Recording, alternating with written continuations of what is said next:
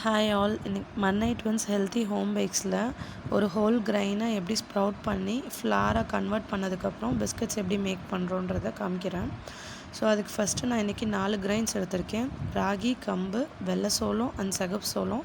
இதை நைட்டு ஃபுல்லாக over night soak பண்ணோம். அதுக்கு முன்னாடி அதை நல்லா ரின்ஸ் பண்ணிவிட்டு அதில் இருக்க கல் எல்லாத்தையும் அரிச்சு எடுத்துடணும். அரிச்சதுக்கப்புறம் மறுநாள் காலையில் ரேஷன் வேட்டியில் எல்லாத்தையும் கவர் பண்ணி அதை ஒன் ஆர் 2 டேஸில் ஸ்ப்ரவுட் ஆயிரும்.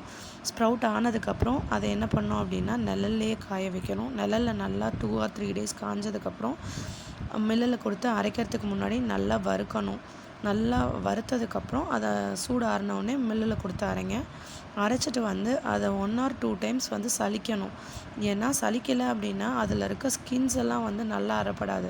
அதை அப்படியே நீங்கள் பிஸ்கெட்ஸாக மேக் பண்ணி குழந்தைங்களுக்கு கொடுத்தீங்க அப்படின்னா அவங்களுக்கு வந்து ஸ்டொமக் அப்செட் ஆகிடும். அதனால் அதை நல்லா சலிச்சதுக்கப்புறம் அதை வந்து பிஸ்கட்ஸ்க்கு யூஸ் பண்ணுங்கள். நீங்கள் வீட்டில் சத்தமாகவே செய்கிறீங்க அப்படின்னாலும் அதை நல்லா சலிச்சுட்டு குழந்தைங்களுக்கு கொடுங்க, ஒன்றும் ஆகாது. ஸோ நல்லா சலிச்சுட்டு அதுக்கப்புறம் எப்பயுமே நம்ம பிஸ்கட்ஸ் மேக் பண்ணுவோம்ல, பட்டரை யூஸ் பண்ணுவோம். அதுக்கப்புறம் ஸ்வீட்னஸ்க்காக ஜாக்ரி இல்லைன்னா ப்ரௌன் சுகர் யூஸ் பண்ணோம். ஃப்ளேவருக்காக either cardamom powder or cinnamon powder 1 teaspoon use பண்ணிவிட்டு நெக்ஸ்ட்டு ஃப்ளார் வந்து எப்பயுமே வந்து ஹோல் மில்லட்டில் வந்து நம்மளால் பிஸ்கட்ஸ் பண்ண முடியாது. ஏன்னா அது வந்து ரொம்ப சாகியாக இருக்கும். அதுக்காக வீட் ஃப்ளார் வந்து ½ அமௌண்ட், அதே மாதிரி நம்ம மில்லட் ஃப்ளார் வந்து ½ அமௌண்ட் யூஸ் பண்ணிக்கணும்.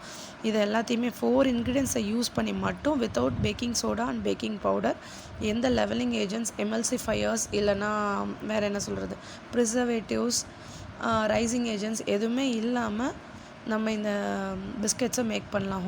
வீடியோவில் யாரெல்லாம் கவனிச்சிங்கன்னு தெரில, என்னோடய வெள்ளை சோளம் வந்து ஸ்ப்ரவுட் ஆகவே இல்லை.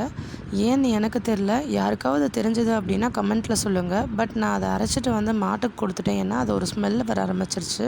ஸோ பிஸ்கட்ஸ் யூஸ் பண்ணால் நல்லா இருக்காது. அதை தவிர கம்பு, ராகி, சிவப்பு சோளம், திணையை வச்சு நான் பிஸ்கட் மேக் பண்ணியிருக்கேன். Thank you all.